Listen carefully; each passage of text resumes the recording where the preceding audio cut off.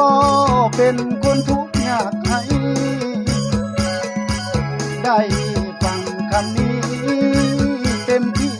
แล้วน้องหัวใจน้องบอกเป็นไปบ่ได้น้องเลยต้องมาทาง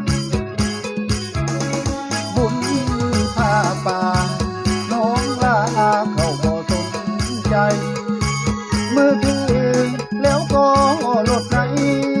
เขาอวยใจเพื่อเอาใจนาน้องลืมแล้วบ่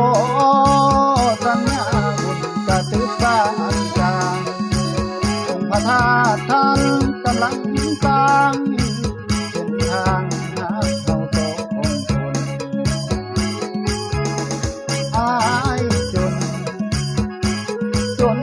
ก็มีหัวใจหากน้องเท่าใดหากไปก็เท่านั้น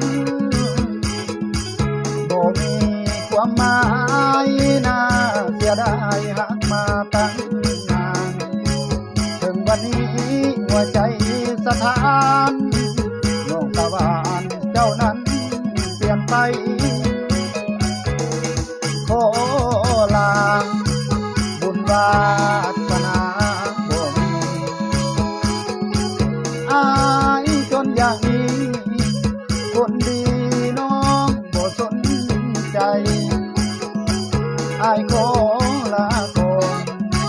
ขอไว้พรให้น้องสดใสชายคนนี้หากน้องเท่าใดอยากบอกให้ว่าหัก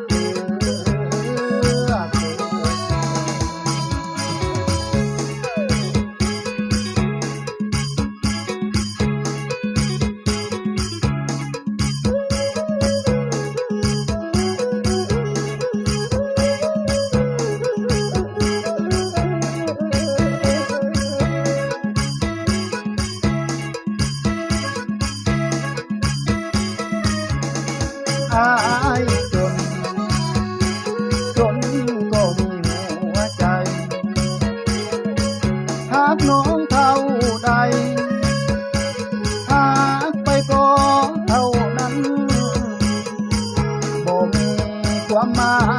ยน่าเสียดายหากมาตั้งนานถึงวันนี้หัวใจสถานน้องตะวันเจ้านั้นไป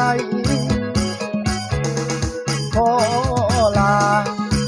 บุญวาสนาบ่มี